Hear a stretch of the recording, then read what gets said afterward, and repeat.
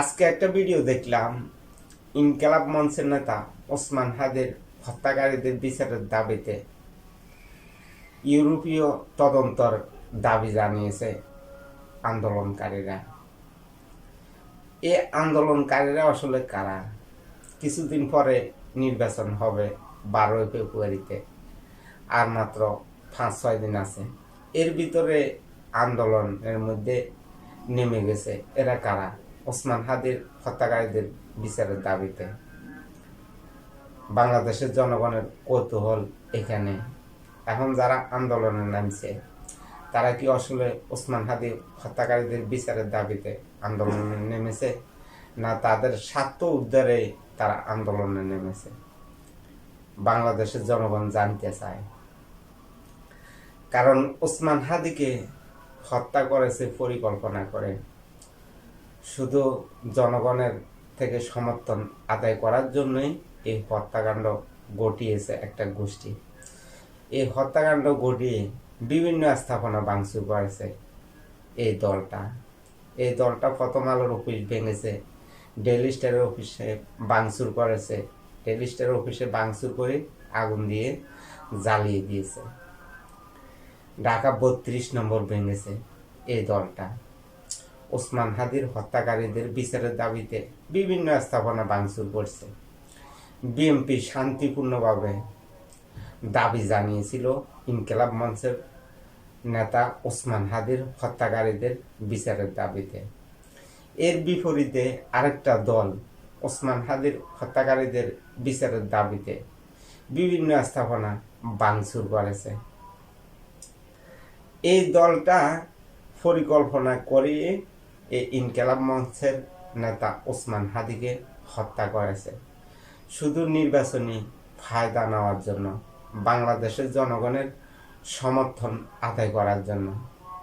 তো বাংলাদেশের জনগণ ইতিমধ্যে দেখতে পেয়েছে জামাতে ইসলামী তাদের নিজেদের কর্মীকে নিজেরা হত্যা করে বিএনপির উপরে দোষ চাপানোর চেষ্টা করতে আছে। যেভাবে শেরপুরে জামাতের নেতা কর্মীরা হত্যা করেছে, ঠিক একই পরিকল্পনা করে ইনকিলাব মঞ্চের নেতা ওসমান হাদিকেও হত্যা করেছে। হত্যা করে তারা জনসমর্থন আদায় করার চেষ্টা করতে আছে। আসলে এই পরিকল্পনাটা ছিল জামাতে ইসলামী। তারা নিজেরাই হত্যাকাণ্ড করবে, বাংলাদেশের জনগণকে দেখানোর জন্যই হত্যাকারীদের বিচারের দাবিতে আন্দোলন করতে আছে। তারা বাংলাদেশের জনগণকে ব্ল্যাকমেল করার জন্যই এই কর্মকাণ্ডগুলো করে থাকে জামাতে ইসলামী এখন বিভিন্ন জায়গায় চাঁদাবাজি, দুর্নীতি, ডাকাতি, ছিনতাই, রাহাজারি, খুন খারাপি, এমন কোনো কাম নাই যে তারা করে নেই। করে বিএনপির উপরে দোষ চাপানোর চেষ্টা করে থাকে এই জামাতে ইসলামের পুরুষ নেতা কর্মীরা এখন বগরা গাদ দেওয়া শুরু করে দিছে। মানে বগরাটাকে গায়ে দিয়ে বিভিন্ন অপকর্মের সাথে তারা লিপ্ত হয়ে থাকে। এখন তাদের পরিকল্পনা হলো যে ভোট ডাকাতি করা। তাদের যে পুরুষ কর্মী আছে সবাইকে বগরা পরিয়ে কেন্দ্রের মধ্যে প্রবেশ করাই, এরপরে ভোট ডাকাতি শুরু করবে। জামাতে ইসলামী এমনভাবে ইঞ্জিনিয়ারিং করবে, বিএনপি বা অন্যান্য দল কোনোভাবে বোঝা সম্ভব হবে না।